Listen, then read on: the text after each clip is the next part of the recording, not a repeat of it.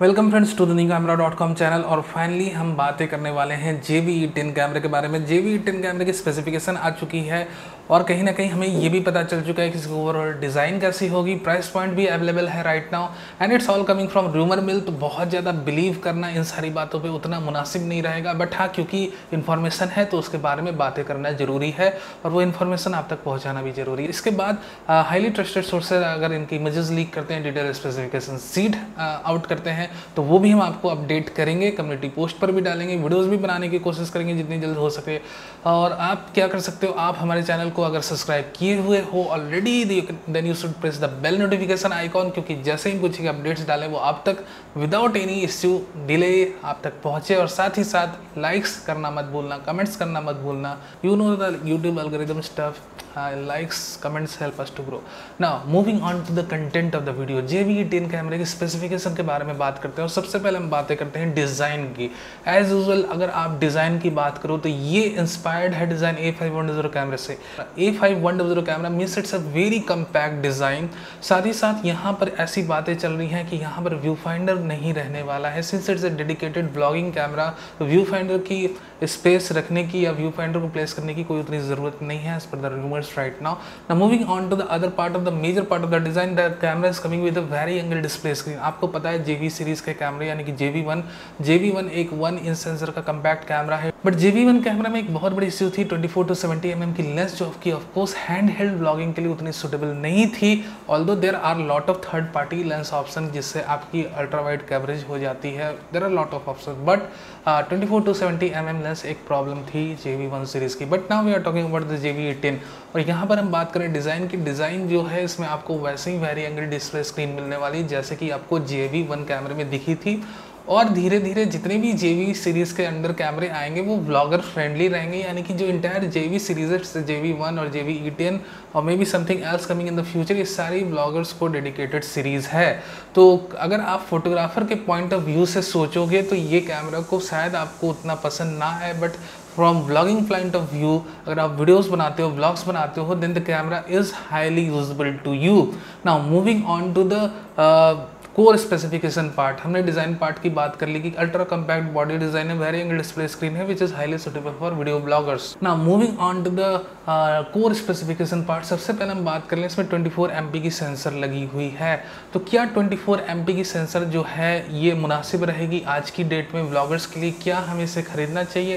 देखो मेरे दोस्त, यहाँ पर ब्लॉगिंग की बात हो रही है और कहीं ना कहीं 24 MP की सेंसर के साथ Sony over sampling methods use करता है। We have already seen in the A640 camera, A680 camera, A610 camera with 24 MP sensor Sony is doing over sampling stuff and all that. तो यहाँ पर full pixel read out हो रही है और काफ़ी ज़्यादा डिटेल्स मिलती है हमें 24 MP की सेंसर से। मे बी वो इसलिए हिचकिचा रहे हैं और इसलिए नहीं हाई रेजोल्यूशन की सेंसर दे रहे हैं कि अगर वो 30 MP की सेंसर लगा देते JVE10 कैमरे के अंदर देन हो सकता है कि उन्हें कैनन 90D या कैनन के M6 Mark II कैमरे की तरह पिक्सल बिनिंग या लाइन स्किपिंग एल्गोरिदम्स यूज़ करनी पड़ती, क्योंकि भैया रेजोल्यूशन जो है बहुत आगे भाग जाता। अब ओवर सैम्पलिंग मुनासिब ना रहती उस प्रोसेसर के लिए जो अभी की जनरेशन के कैमरों में यूज़ हो रहा है। और कहीं ना कहीं कॉस्ट को भी कम रखना है कि भाई जो भी ब्लॉगर्स हैं वो जुड़ पाएँ, तो इतना हाई रेजोल्यूशन का सेंसर देना और उसके साथ अगर वो वही पुराना प्रोसेसर लगा देते तो ओवर सैम्पलिंग जैसे मैंने कहा मुनासिब नहीं रहती, हो नहीं पाती। तो फिर उन्हें किस रास्ते जाना होता आप समझ रहे हो, उन्हें जाना पड़ता पिक्सल बिनिंग और लाइन स्किपिंग मेथड, यानी कि फुल सेंसर रीड आउट की कैपेबिलिटी ये कैमरा लॉस्ट कर देता।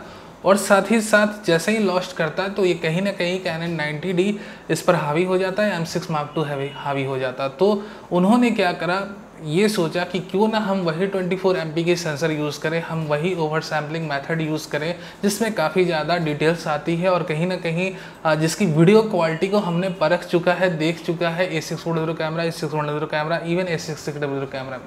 तो आपको सेंसर की इन्फॉर्मेशन मिल गई और साथ ही साथ आपको कहीं ना कहीं ये भी आइडिया मिल गया कि क्यों वो 30 MP के पास नहीं जा रहे हैं एक ब्लॉगिंग मिररलेस कैमरे में, क्योंकि अगर वो अप स्केल करेंगे तो प्राइस के हिसाब से भी ओवरऑल कैमरे की प्राइस अप स्केल होगी, और अगर वो प्राइस को अप स्केल नहीं करते हैं तो फिर क्वालिटी उतनी अच्छी नहीं आ पाएगी एक बजट कैमरे में। बजट कैमरा मैं इसलिए कह रहा हूँ क्योंकि लगभग अगर आप $899 को कन्वर्ट करोगे इंडियन करेंसी में तो इसकी प्राइस आती है नियर अबाउट 65,000 के आसपास। तो मान लो अभी जैसे A610 कैमरे की प्राइस 71 to 72 के आसपास आ रही है विद किट लेंस, तो इस प्राइस रेंज में या इससे 5,000 कम अगर हमारा JVE10 कैमरा आ जाए with better variant display screen and a bit more feature, जिसे मैं अभी डिस्कस करने वाला हूं, तो कहीं ना कहीं ऑफकोर्स ये ब्लॉगर्स के लिए एक बहुत अच्छा ऑप्शन बन जाएगा। तो चलिए अपार्ट फ्रॉम द सेंसर हम बाकी चीज़ों के बारे में बात कर ले जो अभी हमें पता है। बाकी वीडियो को और स्पेसिफिकेशन की बात कर ले तो कोई बहुत डिवास्टेटिंग चेंज नहीं आने वाला। आपको वही 4K की मोड मिलेगी, 24 FPS पे आप रिकॉर्ड कर सकते हो, 30 FPS तक जा सकते हो, 25 frames to 30 FPS। You will be not getting a 60 FPS mode in the JVE10 camera. Reason बहुत ही क्लियर है कि अगर आपको 70 से 80 हज़ार के प्राइस रेंज का कैमरा अगर आप खरीद रहे हो, एक APS-C mirrorless camera in the year of 2021, तो यहाँ पर खुद सोनी भी अपने मार्केट कंपटीशन को उन्हें ध्यान रखना है। ऐसा नहीं कि ऐसा स्पेसिफिकेशन वो JVE10 कैमरे के अंदर डालें जिससे कि उनकी खुद की A7C कैमरे की, पता है आपको A7C का कैमरे जो है उसकी प्राइस काफ़ी अच्छी है, तो उसको उसकी सेल्स कहीं ना कहीं गिर जाए। तो भैया खुद की भी सेल्स को बचाना है। सेल्फ कैनिबलाइजेशन में सोनी तो नहीं जाएगा, उनके इंजीनियर्स साथ ही साथ उनकी मार्केटिंग टीम। तो यहाँ पर ऑफकोर्स कैमरा एक अफोर्डेबल प्राइस पॉइंट पे है और कहीं ना कहीं काफ़ी रीजनेबल स्पेसिफिकेशन के साथ आया हुआ है जो इसकी प्राइस को जस्टिफाई करती है।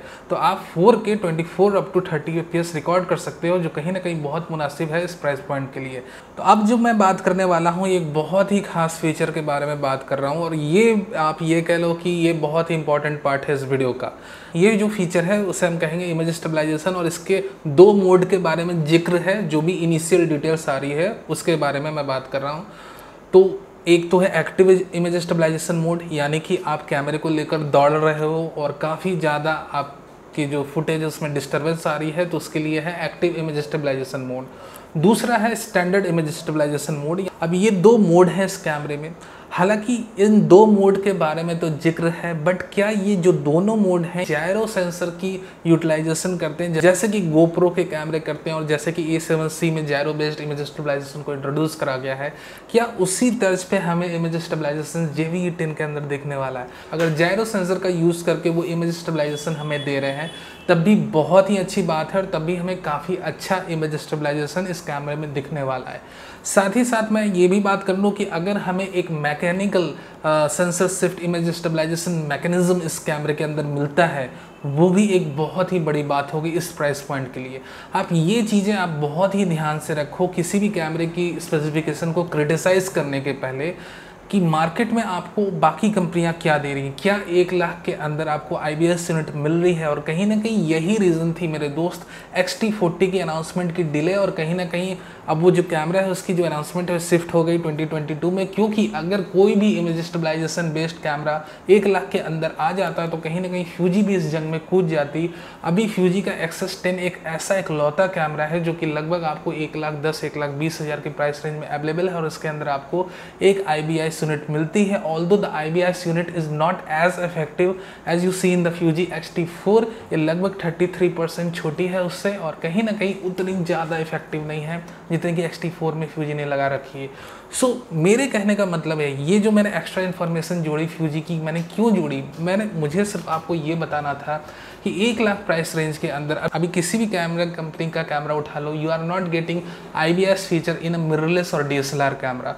तो अगर Sony gyro based image stabilization feature को इंक्लूड करता है और या फिर मैकेनिकल IBS यूनिट को इंट्रोड्यूस करता है, इन दोनों में से अगर किसी भी फीचर को इंट्रोड्यूस करता है, एक बहुत ही ज़्यादा ग्राउंड ब्रेकिंग टेक्नोलॉजी इंटर करेगी 1 लाख के प्राइस रेंज के अंदर इस कैमरे में, और कहीं ना कहीं व्लॉगर्स के लिए एक बहुत उम्दा ऑप्शन बन जाएगा। आप ये इमेजिन करो, you have a active and standard image stabilisation mode, और आपने पेयर कर ली सिग्मा की 16mm की f1.4 लेंस, तब इससे अच्छा व्लॉगिंग सेटअप मुझे नहीं लगता है आपको 1 लाख के अंदर ढूंढने से भी मिलेगा, एटलीस्ट इन द 2021। तो ये बहुत उम्दा कैमरा, अगर ये स्पेसिफिकेशन सही है, the set of specification we have received, तो एक बहुत ही धमाकेदार कैमरा है अपनी प्राइस रेंज में। मैं व्लॉगर्स की बात कर रहा हूँ, व्लॉगर रिलेटेड स्पेसिफिकेशन की बात कर रहा हूँ, मैं स्टिल शूटर्स की बात नहीं कर रहा हूँ। Since the JVE10 camera is made for vloggers. तो चलिए अब हम आगे जो भी स्पेसिफिकेशन है जो कहीं ना कहीं दिल को छू जाती है उनके बारे में बात कर लें। अब देखिए इमेज स्टेबलाइजेशन के बाद जो सबसे इम्पॉर्टेंट फीचर मुझे लगता है apart from the image stabilisation वो है फेस प्रायोरिटी एक्सपोजर। ये फीचर जो है उन्होंने JV1 कैमरे में इंट्रोड्यूस करा और इन जनरल आज के जितने भी स्मार्टफोन्स हैं उसमें फेस प्रायोरिटी एक्सपोजर ऑलरेडी रहता है, जितने भी आपके अच्छे स्मार्टफोन्स आप खरीदते हो मार्केट में। But for the first time camera कंपनियां जो हैं वो ट्रेडिशनल एक्सपोजर मेथड को ताक में रखकर, अब क्योंकि मैंने जैसे कहा ये ब्लॉगर्स फ्रेंडली कैमरा है, यहाँ पर फेस एक्सपोजर को ज़्यादा वैल्यू दे रही हैं, ज़्यादा प्रायोरिटी दे रही हैं। यानी कि आप ये समझने की कोशिश करो despite of the environment situation, आपकी इन्वायरमेंट की सिचुएशन जो भी है, क्योंकि कैमरा आपके फेस पे ऑटो फोकस कंटिन्यू कर रहा है, आपकी आईज को ट्रैक कर रहा है, फेस को ट्रैक कर रहा है, तो कंटिन्यूस वे में आपके फेस की एक्सपोजर वैल्यू को मेंटेन करेगा। ऐसा नहीं कि आप इंडोर शूट कर रहे हो और अचानक से बाहर निकल गए या बैकलाइट काफ़ी ज़्यादा है तो आपका फेस बिल्कुल ही काला सा दिख रहा है, ऐसा नहीं है। आपका जो कैमरा है वो फेस के एक्सपोजर को प्रॉपरली मेंटेन करेगा। अगर आपकी बैकलाइट काफ़ी ज़्यादा है उस पर भी, बैकलाइट कम है, रूम की लाइट काफ़ी ज़्यादा उस पर भी, यानी कि फेस प्रायोरिटी एक्सपोजर मोड को उन्होंने इंट्रोड्यूस करा है, जो कि कहीं ना कहीं एक बहुत ही उम्दा मोड है और व्लॉगर्स को चाहिए ही चाहिए था। जिन्हें नहीं पता उनकी तो अलग बात है, बट हाँ फेस प्रायोरिटी मोड अगर आपके कैमरे में रहता है और अगर आप इससे व्लॉग्स बनाते हो तो आपकी जो इनपुट रहेगी कैमरे के अंदर, जो क्वालिटी आएगी बहुत उम्दा आएगी। Now the another thing is the product feature auto focus mode, जिसके बारे में JV1 में हम ऑलरेडी देख चुके हैं। जैसे कि मैं आपका 200D Mark II कैमरे से इस वक्त शूट कर रहा हूँ और ये camera face priority AF mode में है, तो ये आपके प्रोडक्ट को फोकस नहीं करेगा until unless you hide your face in a traditional vlogging way. तो यहाँ पर फेस प्रायोरिटी AF चल रही है, बट यहाँ पर सोनी का जो नया कैमरा आने वाला है इसमें आपका प्रोडक्ट फीचर में मोड इंट्रोड्यूस करा गया है। यानी कि जब भी आप स्क्रीन में प्रोडक्ट दिखाते हो the camera will automatically going to put focus on the product too. तो ये एक मोड अवेलेबल है, अगर आपको कुछ एक प्रोडक्ट को डिस्प्ले करके अपनी वीडियोस बनानी है तो वो बना सकते हो। Apart from the product feature mode the camera also have artificial bokeh mode. मान लो आप अपनी किट लेंस के साथ अपनी वीडियोस बना रहे हो और चाहते हो कि थोड़े बहुत अच्छी बोके आ जाए despite of having a costly lens, तो यहाँ पर वन टच बोके मोड भी अवेलेबल है, जैसे कि हमने JV1 कैमरे में देखा है। तो ये सारी अभी इन्फॉर्मेशन आ रही है, इसके बावजूद और कोई इन्फॉर्मेशन आती है इस कैमरे में स्पेसिफिकेशन के बारे में तो हम जरूर आपको इन्फॉर्म करेंगे। Now let's talk about the price point of the camera. हम फिर से एक बार प्राइस पॉइंट के बारे में जिक्र कर लें यहाँ पर कि यहाँ पर कैमरे का जो प्राइस पॉइंट है वो आपको $899 का दिख रहा है इनिशियली जो भी रूमर्स आ रही है उनके मुताबिक। तो यहाँ पर अगर इंडिया में आता है तो ऑफकोर्स इसकी जो अनाउंसमेंट प्राइस रहेगी वो हाई रहने वाली। इन जनरल हर एक कैमरे की अनाउंसमेंट प्राइस हाई रहती है, बट धीरे धीरे 3 से 4 महीने में एक कैमरा अपने के स्टेबल प्राइस पे आता है जब ये Amazon.in या फ्लिपकार्ट पर इंट्रोड्यूस होता है। तो एट दैट मोमेंट हो सकता है इस कैमरे की price point somewhere around 65 to 70 के बीच में रहे विद किट लेंस।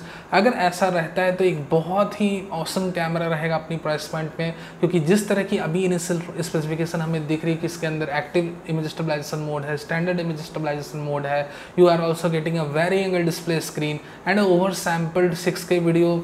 आपको पता है 4K बनाने में ये कैमरे 6K वीडियो बनाते हैं, तो ओवरऑल एक कैमरे की जो कोर स्पेसिफिकेशन बहुत अट्रैक्टिव है। अपार्ट फ्रॉम दीज फीचर्स आपको फेस प्रायोरिटी एक्सपोजर मोड मिल रहा है, product feature mode and one touch bokeh, और आपको क्या चाहिए from a vlogging camera. So more और less it's one of the best camera coming in near future, the JV10 camera for vloggers. बस अब इंतजार इस बात का है कि ये जल्दी अनाउंस हो और एक सही प्राइस पॉइंट जो भी रूमर्ड प्राइस पॉइंट है उस पर आ जाए। Thank you very much for watching this video. आपको ये स्पेसिफिकेशन कैसी लगी? क्या आप JV10 कैमरे के स्पेसिफिकेशन से हैप्पी हो या आप चाह रहे थे कि कुछ और अपग्रेडेड कोर स्पेसिफिकेशन आए? हमें ज़रूर बताएं आपके विचार JV10 कैमरे के बारे में। क्या इसकी प्राइस पॉइंट सही है या सोनी को और कम रखना चाहिए था? इसके बारे में भी जरूर जिक्र करें। या आपके पास कोई क्वेश्चन है, सजेशन है, then it's also very welcome. आप कमेंट बॉक्स में बेझिझक होकर डाल सकते हो। Thank you very much for watching this video. Hope you like it. Video अच्छा लगा हो तो लाइक करना नहीं भूलना, नया हो तो सब्सक्राइब भी कर